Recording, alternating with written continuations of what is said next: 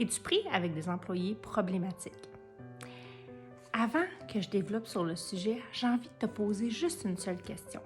Avant de penser que ton employé est problématique, assure-toi que ce n'est pas toi le problème. Et je vais te parler d'une situation que j'ai vécue.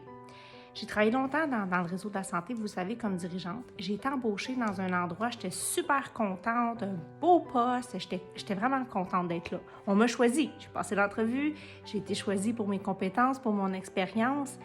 Et qu'est-ce qui s'est passé après? On n'a pas pris soin de moi. C'est un endroit extrêmement hermétique avec une vision très, très tunnel, une conception. Il y avait des gens, des éléments, quelques pions forts qui avaient une petite game d'omerta. Hein? Ça doit résonner avec vous. Il y a plein d'organisations, il y a plein d'endroits qui sont comme ça.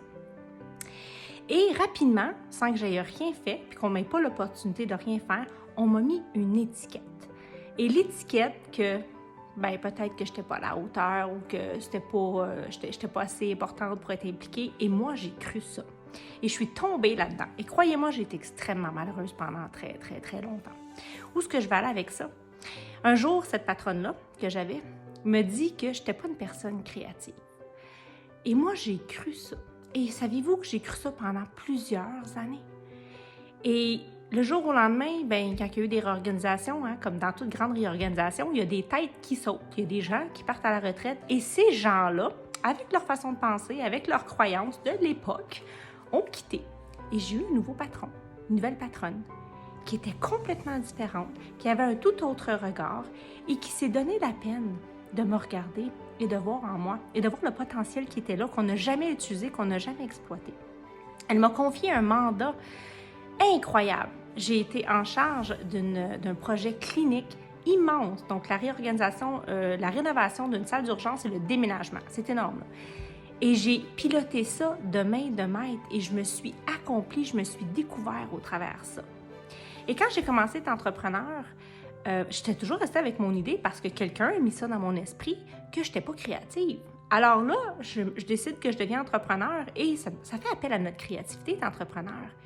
Et soudainement, je travaille sur moi-même, je fais du développement personnel, je commence à croire un peu plus en moi et je me rends compte que, hey, il était dans le champ, je suis vraiment une personne créative. Je déborde de créativité, j'ai des idées pour moi, pour mes clients, à manquer de temps pour pouvoir toutes les accomplir. Mais j'ai cru pendant tellement longtemps que j'avais pas de créativité. Et pourquoi je vous parle de ça? Parce que on pouvait me voir peut-être à l'époque comme une personne qui n'était pas efficiente, qui ne donnait pas un super bon rendement, qui n'était peut-être pas au top, qui ne faisait pas partie du petit clan qu'on aurait voulu que je fasse partie. Mais dans les faits, ces boss-là, à l'époque, ne m'ont jamais donné l'occasion, donné les conditions.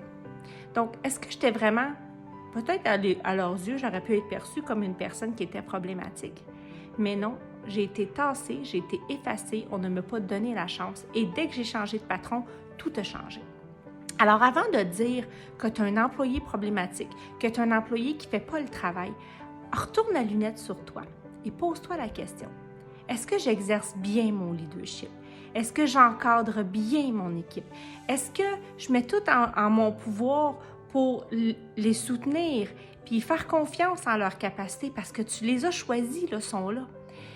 Avant de gérer un employé difficile, regarde ton leadership. Regarde-toi. C'est la clé, ça part de toi. Donc, on n'a pas juste des employés difficiles, tu n'es peut-être juste pas aussi efficient dans ton leadership et ça s'apprend. Tu as envie d'apprendre comment? Viens me parler.